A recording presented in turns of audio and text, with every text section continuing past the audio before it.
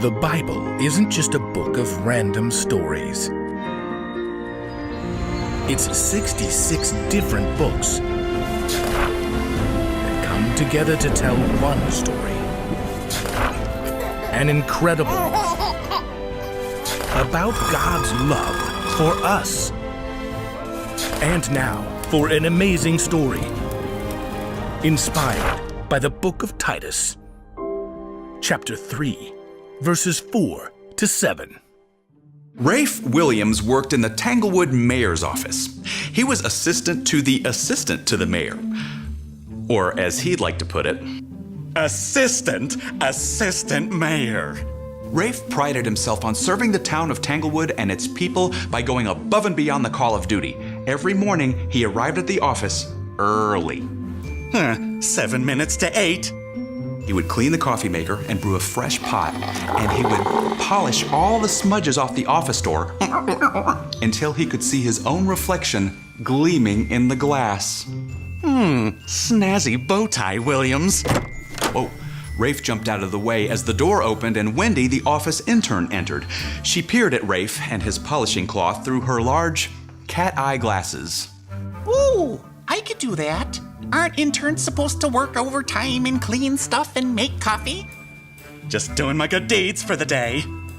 Rafe opened an app on his phone and clicked 3 checked boxes. You actually check off the good things you do? Well, sure.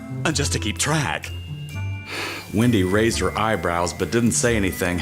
Rafe took his seat behind the front desk. He smoothed his hair and prepared to deal with the citizens of Tanglewood as Wendy filed property deeds nearby. Now, watch and learn. A line of visitors began to form in the office. The first, Mrs. Magoo, shuffled up. Gray wispy curls bounced over her furrowed brow. It's Peaches. We only issue fruit orchard permits on Wednesdays. No, Peaches, my cat. She's been stuck at the tippy top of the poplar tree since last night. Put out a can of tuna. Next. But you've got all those long ladders you use to put up Christmas decorations. You're thinking of the fire department, and they only rescue cats in children's books. Next. Wendy tried to catch Rafe's eye, but he was focused on Mrs. Magoo. But my Peaches is apparently as foolish as her owner. Next! Mrs. Magoo wilted under Rafe's glare. She tottered off as the next person, Lars Van Clever, moved up. Yeah, I just need a permit to hold a block party Saturday night. Will there be music? Well, yeah, sure. A movie? Yeah, good idea, maybe. Fireworks? Oh, yeah, definitely. Roman candles, black cats, spinners. Wendy grinned at Lars. Ooh, that sounds like fun. That sounds like 3 violations of Noise Ordinance 157B, subsection 862. Oh, come on, but it's going to be a great time for people to get to know each other and denied. Next! Lars tried to protest, but Rafe hurried him out and turned to the next person in line, a teenage boy named Jude. Yeah, hi, we're starting an astronomy club at school, and Blacktop Hill is the perfect spot for stargazing. That's part of Blacktop Park. Closes at dusk. Yeah, right, so we need the city to let us go up there after dark. What's the point of a rule if I let you break it? Get your head out of the stars, silly boy. Next! Throughout the morning, Rafe continued to address the citizens of Tanglewood with ruthless efficiency. At lunch, he offered a seat to Wendy at his table in the break room. Okay, new girl, what have you learned so far? There are a lot of rules. You bet your sweet Bippy, for the good of all. Do you really have to say no to everyone? The assistant mayor can't let ordinal violations creep in. Wendy crunched a carrot. But couldn't you, be nicer about it? Well, not a single one of those people has earned special treatment. Oh, I don't think any of us have really earned anything. I'm on a 178-day run doing 3 good deeds a day. Top that. Ooh, no, I can't. I guess I live by a different rule. A different rule? What's its ordinance number? Ordinance number? Yeah, I want to look it up.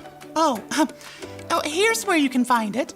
Rafe whipped out his phone and scrolled through his checklist. Titus 3, 4 to 7? Wait, there's no Titus in the bylaws. Let me... Oh, Oh, that's the Bible, isn't it? I think I've got one of those at home. Oh, that's great. Wendy started cleaning up her trash. Rafe tapped his fingers on the tabletop. Oh, just show me the verses. Wendy tugged a tiny New Testament from her bag and rifled pages. There you go, right there. But the kindness and love of God, our Savior, appeared. He saved us.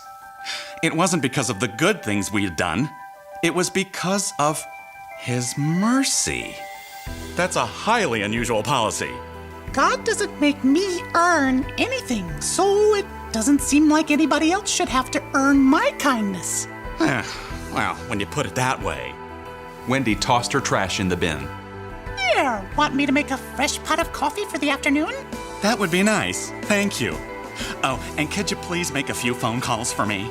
Sure thing. What about? Rafe considered for a moment. Tell Mr. Clever his block party is approved, and the astronomy club can meet at Blacktop.